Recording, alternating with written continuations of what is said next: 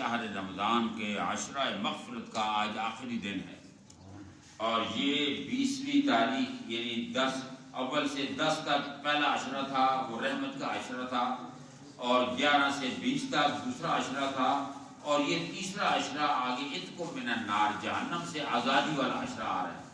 اور پہلے رحمت والے عشرے میں چھوٹے چھوٹے گناہگار جو تھے ان کے گناہ بخش دیے، اللہ نے مغفرت فرما دی۔ دوسرے میں توبہ کرنے والے، اعتراف جرم کرنے والوں کے گناہ اللہ نے معاف کیے۔ اب یہ تیسرا عشرہ ہے، یہ بڑے بڑے گناہگار جو سب سے بڑے شرک کرنے والے، چوریاں کرنے والے، جیسے ہم لوگ فراڈ، چوریاں، دھوکے، اور جناب والا حسد، بخیلی، دوسرے کی غیبتیں، یہ بہت بڑے بڑے گناہ ہیں۔ ہم سمجھتے ہیں کہ چھوٹے ہیں، غیبت کرنے سے ایک دوسرے کی عزت کو مجروح کیا جاتا ہے، اور دوسرا اپنے اعمال اس کے نام اعمال میں شفٹ کر دیے جاتے ہیں۔ نبی کریم صلی اللہ علیہ وسلم کے پاس 2 عورتیں آئیں، کہنے لگے حضور ہم روزے سے ہیں۔ آج فرمایا تم روزے سے نہیں ہو، تم جھوٹ کہتے ہو، نہیں حضور ہم روزے سے۔ آپ اچھا ٹھیک ہے، یہ ایک برتن دیا ہے، اس کے اندر الٹی طرح کر، برتن میں انگلی باہر کے گلے سے کیا کی تو اس کے اندر گوشت کے ٹکڑے نکلے۔ فرمایا تم نے فلاں بھائی کی غیبت کی تھی، اس کا گوشت کھایا تھا، یہ وہ گوشت ہے تمہارے جو اندر چلا گیا۔ قرآن پاک یہ کہتا ہے کہ جب بندہ کسی کی غیبت کرتا ہے تو اس بھائی کا گوشت کھاتا ہے، اس طرح محسوس، اس طرح ہوتا ہے۔ اور اب کریں تو وہ فرمایا تمہیں اب کہا جائے کہ بھائی کا گوشت کیا ہوتا ہے، نہیں کھاؤ گے، اس کو برا جانو گے، لیکن غیبت کر کے لوگ کھاتے جاتے ہیں، اور اس لیے بہت بڑا یہ جرم ہے۔ اللہ رب العالمین سے ہم مسلمانوں کو محفوظ رکھے۔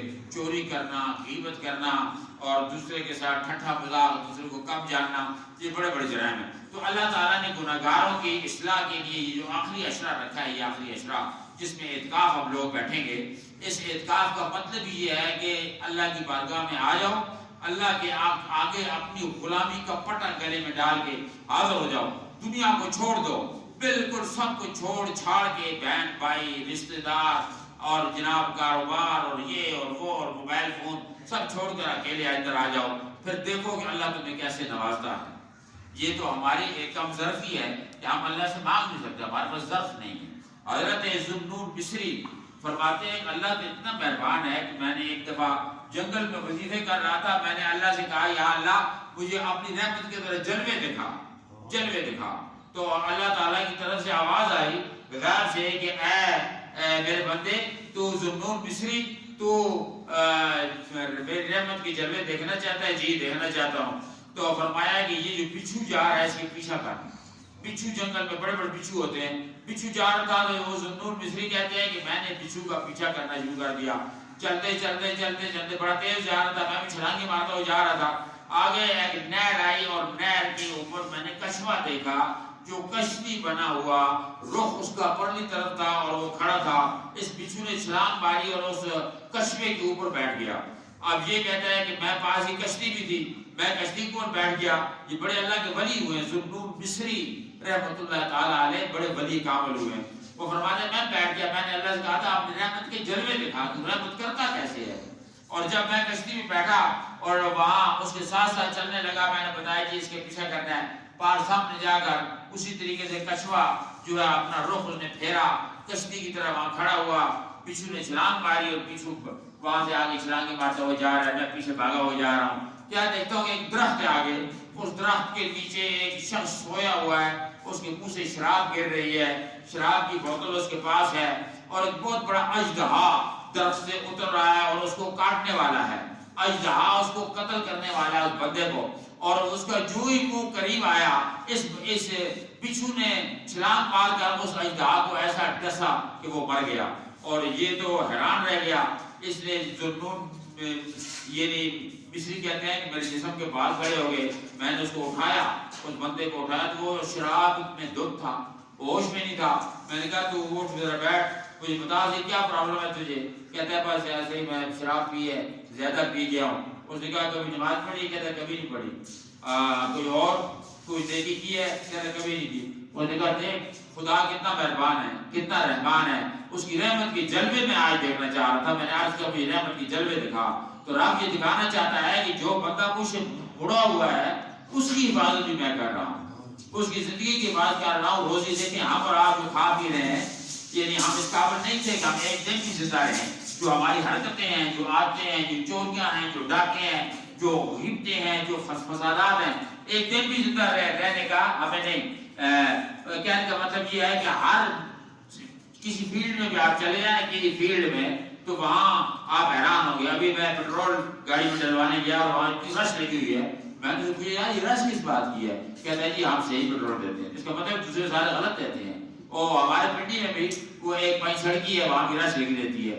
کہنے کا مطلب یہ ہے کہ اب آپ دیکھیں کہ لوگ حق کو تلاش کرنے کے لیے کس حال میں، کس طریقے سے بھاگا دوڑی کر رہے ہیں، لیکن ہمارے مسلمان ایسے ہیں کہ وہ غداری سے اپنے آپ کو بچا نہیں رہے، نہایت غداری کر رہے ہیں۔ لیکن جب عذاب خدا آ جائے گا، رب قرآن میں کہتا ہے جب میری پکڑ آ جائے گی پھر تمہیں کوئی بچانے والا نہیں ہوگا۔ اور پکڑ آئی جاتی ہے، کسی کی بیوی مر گئی ہے، کسی کی بیوی کو کینسر ہے، آخری سٹیج پہ ہے، اور کسی کا بیٹا مر رہا ہے، کسی کا کاروبار ڈم ہو گیا، کسی کا، تو ان ساری چیزوں سے ہمیں عبرت حاصل کرنی چاہیے، توبہ کرنی چاہیے۔ شہر رمضان کا یہ جو عشرہ ہے، اس عشرے سے ہمیں فائدہ اٹھانا چاہیے اللہ کی بارگاہ میں۔ یہ جو اعتکاف ہے، یہ تو ابھی مطلب یہ ہے کہ مغرب سے شروع ہوگا اور عید کے چاند دیکھنے تک جاری رہے گا۔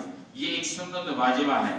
اس کے علاوہ اگر آپ لوگ نماز کے لیے آتے ہیں تو آپ دن میں گھنٹے کا اعتکاف بھی بیٹھ سکتے ہیں، دن میں ظہر سے عصر تک بھی بیٹھ سکتے ہیں، نیت کر لیں، ایک سائڈ پہ ہو کے بیٹھ جائیں، تسبیح پڑھیں، قرآن پڑھیں، اس اعتکاف کی بھی نیت ہے۔ اور ویسے بھی حکم یہ ہے کہ مسجد میں داخل ہو تو اعتکاف کی نیت کریں، نویت سنت الاعتکاف، میں سنت اعتکاف کی نیت کرتا ہوں، پھر یہ ہوگا کہ آپ کا ہر سانس جو ہے اس پر آپ کو اجر ملے گا۔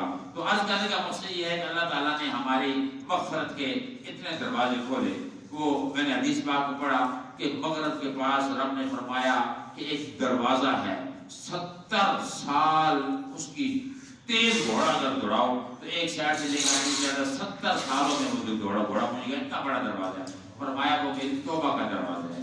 وہ توبہ کا دروازہ تب بند ہوگا جب سورج وہاں سے طلوع ہوگا، قیامت کا سورج۔ اس لیے لوگوں توبہ کر لو، یا آپ توبوا الی توبۃ نصوحا، جلدی جلدی توبہ کر لو، کہیں ایسے نہ ہو کہ رب کا عذاب آ جائے پھر توبہ چانس پتہ نہیں ہوتا موت کب آ جائے، جب موت غرغرے میں آ جائے گلے میں پھر توبہ قبول نہیں ہوتی۔ تو اس لیے اللہ تعالیٰ سے دعا کریں کہ اللہ رب العالمین ہمارے جتنے بھی اعتکاف والے ہیں ان کو اعتکاف کے آداب، مسجد کے آداب بڑی ضروری ہیں۔ ایک تو جو آپ میں کئی حضرات میرے بھائی ہیں چھوٹے چھوٹے بچوں کو لے آتے ہیں مسجد سے، لائے تو حضور نے منع فرمایا ہے، یعنی جس سے حضور روک لیں، ما آتاکم الرسول فخذوہ، جو حضور دیں اس سے جو حکم کریں اس پر عمل کرو، وما نہاکم عنہ فانتہوا، قرآن کی آیت ہے۔